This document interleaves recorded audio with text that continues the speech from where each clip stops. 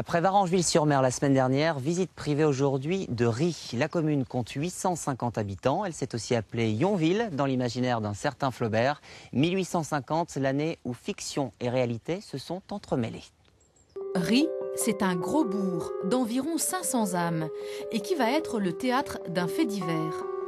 Le médecin du village, Eugène Delamarre, épouse en seconde noces une jeune femme, Delphine Couturier.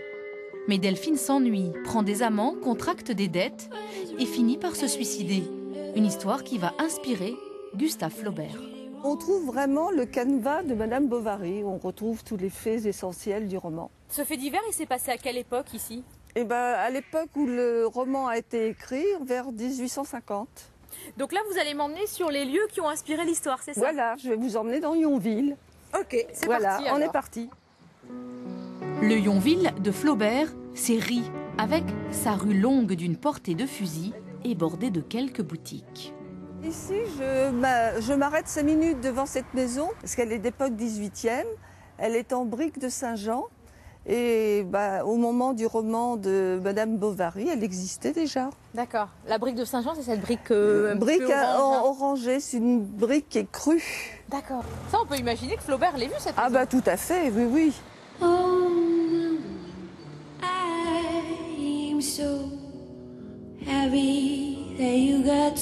Que ce soit devant la maison du notaire où habitait le couple de Lamarre, sous les halles ou derrière le presbytère, l'ombre d'Emma Bovary est partout dans le village.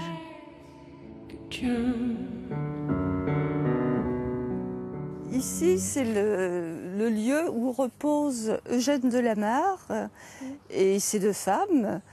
C'est là où Madame Bovary est peut-être une fiction, mais on rejoint la réalité avec ces sépultures, puisque le fait divers dont je vous parlais a bien eu lieu à Ry.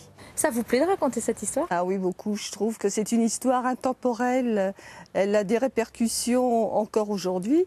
Et ce qui est intéressant, c'est de noter que Flaubert, à l'époque, avait une psychologie très avancée de la sensibilité féminine. C'est quand même assez rare de la part d'un homme.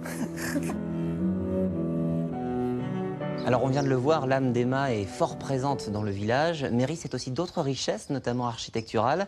Et Caroline Petit de l'Office de tourisme des Trois-Vallées est maintenant avec nous pour nous parler de cela et notamment de ce porche sous lequel on se trouve, qui est vraiment magnifique. Oui, il est particulièrement exceptionnel puisque c'est vraiment un joyau de la Renaissance italienne en France. Il date du début du XVIe siècle. Il est très richement décoré, entièrement sculpté en chêne et recouvert d'ardoise.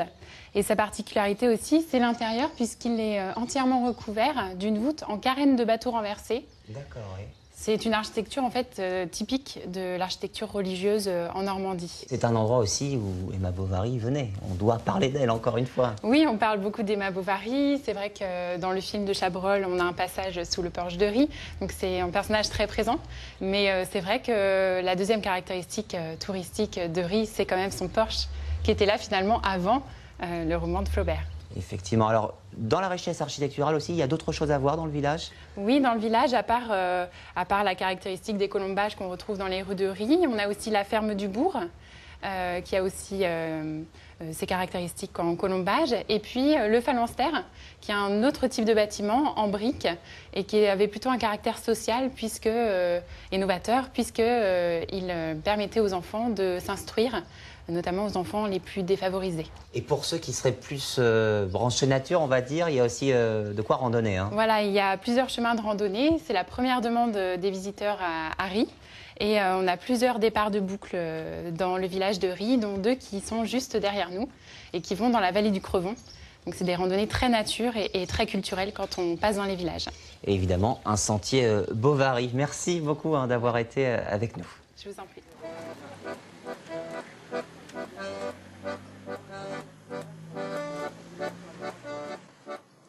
Nous sommes maintenant ferme du bourg. C'était autrefois la place du village. Au fil du temps, Ry a su garder son attractivité. Plus de 40 commerces aujourd'hui encore, tous métiers confondus.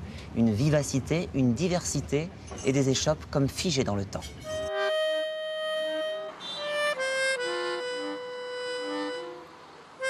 Et ce temps qui passe, Françoise, la droguiste, l'a vu défiler à Ry depuis sa petite enfance. Née dans la boucherie familiale tenue par son grand-père, à 2 maisons de sa boutique, elle rentre très tôt dans la vie active, à l'étude de l'huissier du village. Puis avec son mari, elle ouvre son propre magasin.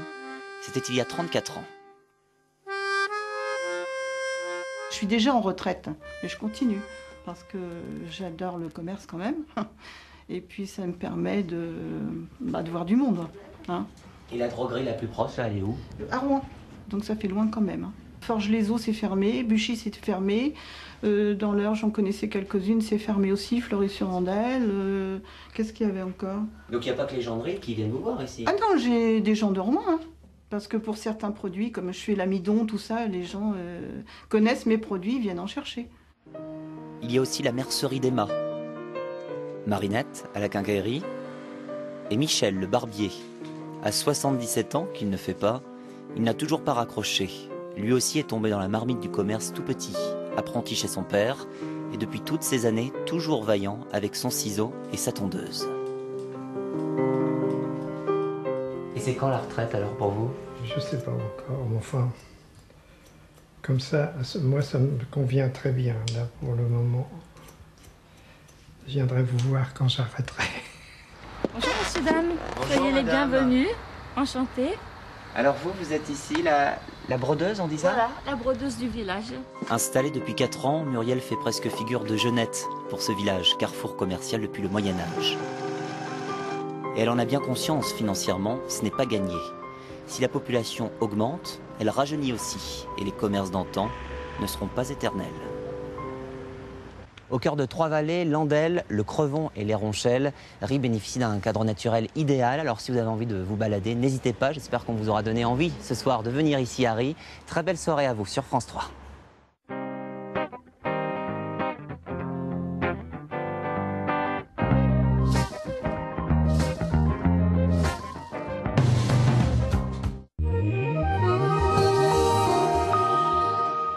Bonsoir, pauvre Haute-Normandie qui verra cette nuit reprendre des pluies éparses doublées de fortes brumes. Au matin, elles deviendront passagèrement continues sous un vent entre 15 et 30 km par heure. Pour les minimales, entre 11 et 15 degrés, 11 à Évreux et à Rouen.